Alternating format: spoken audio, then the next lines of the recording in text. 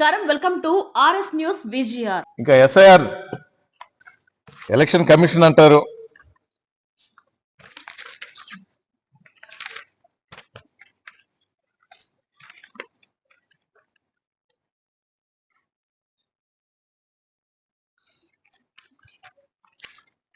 మొన్న కూడా కలెక్టర్ గారు పిలిచి మీటింగ్ పెట్టారు తిరుపతిలో.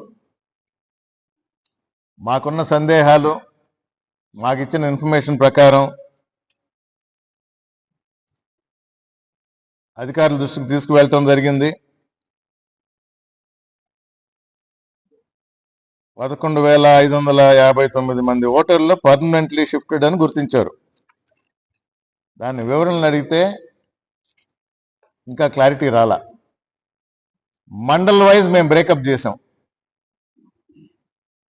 మండల్ వైజ్ బ్రేకప్ చేస్తే కలువాయి, రాపూరు, సైదాపురం ఏదైతే వైఎస్ఆర్ కాంగ్రెస్ పార్టీకి కొంచెం ఎక్కువ పాజిటివ్గా ఉందో, సైదాపురంలో 6.51%, కలువాయిలో 6.39%, వెంకటగిరి అర్బన్లో 4.03%, రూరల్లో 3.64%, బాలాయపల్లిలో 3.4%, డక్కిల్లో 2.64%.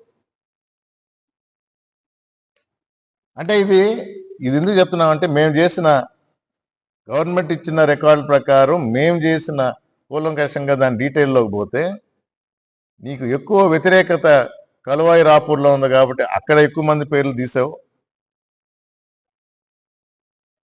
డక్కిలి, బాలాయపల్లిలో నీకు ఎక్కువ కొంచెం పాజిటివ్ అనుకున్నావు కాబట్టి ఇక్కడ ఉన్న వాళ్ళని అట్టే ఉంచావు. ఇది దీని సారాంశం అని మాకు అర్థమైంది. దానికి ఎక్స్ప్లెనేషన్ అడిగాం, ఆఫీసుల దగ్గర లేదు. నేను తప్ప రైటా కాదు, మీరు ఇచ్చిన డేటా ప్రకారం మేము అనలైజ్ చేస్తే వచ్చిన ఇన్ఫర్మేషన్ ఇది. చెప్తామన్నారు, వెయిట్ చేస్తాం. ఎందుకంటే వాళ్ళ దగ్గర అయితే ఇన్ఫర్మేషన్ లేదు. రేపు చెప్తాము.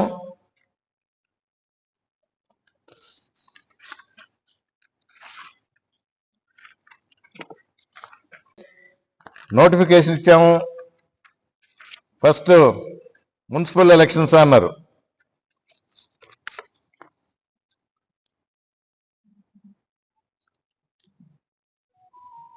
మన ఈనాడు ఎప్పుడు రాదు కదా మన దగ్గరికి. అంటే ఈనాడు యాజమాన్యాన్ని కూడా తెలియాలి. ఈనాడు విలేకరి ఎవరి మీటింగ్లకి అటెండ్ అవుతున్నాడు, ఎవరి మీటింగ్లకి అటెండ్ కావటం లేదు, వీడియో చూసే చెప్తున్నారా, ప్రశ్నించి లేకపోతే మేము కూడా ప్రశ్నించడానికి అవకాశం ఇవ్వకుండా జరుగుతుందా అనే విషయం. ఎందుకంటే మొన్న కలెక్టర్ గారి దగ్గర మేము రేజ్ చేసిన ఇష్యూస్ ఈనాడు పేపర్లోనే వచ్చింది. సంతోషం. మామూలుగా మేము రేజ్ చేస్తే, వైఎస్ఆర్ కాంగ్రెస్ పార్టీ రేజ్ చేస్తే పెద్దగా రాయరు.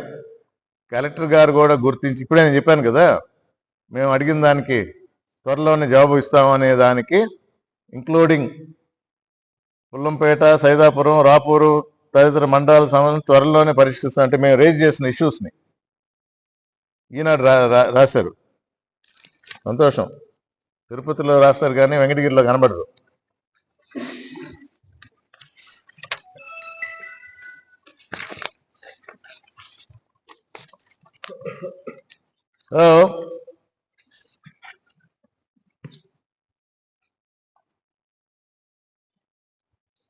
ఎలక్షన్స్ అనౌన్స్ చేసాము.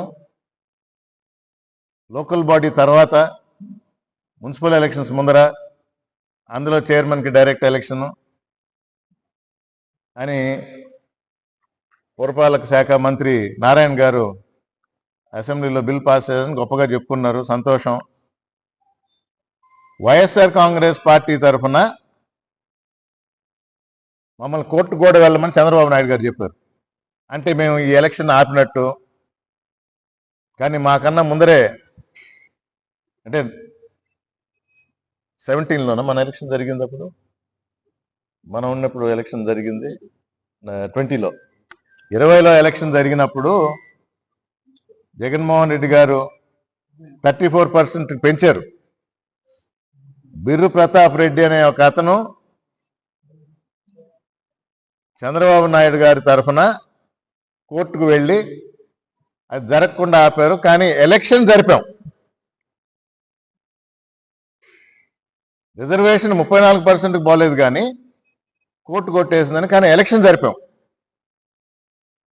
ఈసారి మళ్ళీ అదే చంద్రబాబు నాయుడు గారు 34% పెంచాము అంటారు, ఎలక్షన్ అని అనౌన్స్ చేశారు.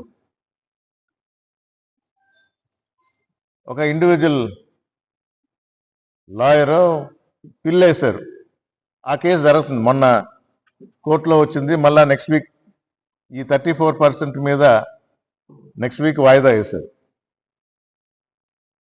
వైఎస్ఆర్ కాంగ్రెస్ పార్టీ కూడా మాకు క్లారిటీ ఇవ్వండి అని కోర్టుకు పోయాం. దేని మీద క్లారిటీ?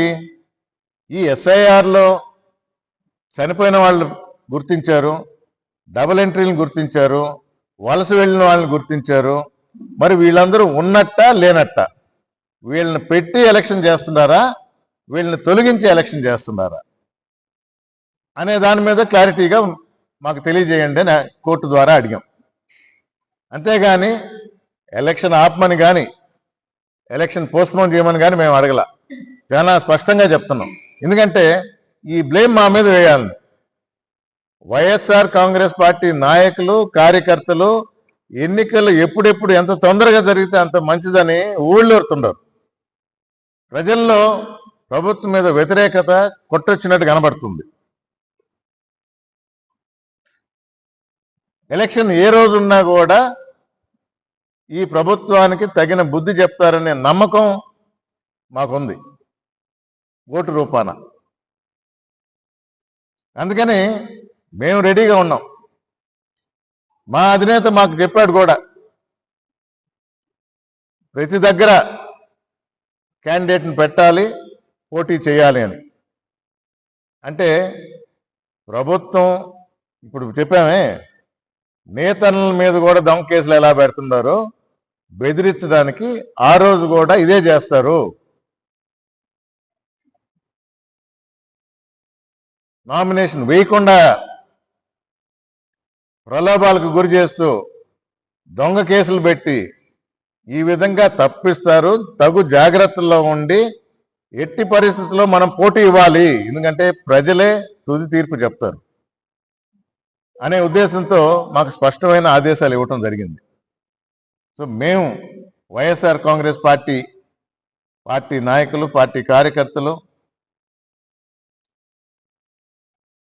జగన్మోహన్ రెడ్డి గారి అభిమానులు, ఆయన యువ సైన్యం అందరూ ఉవ్విళ్ళూరుతుంటారు.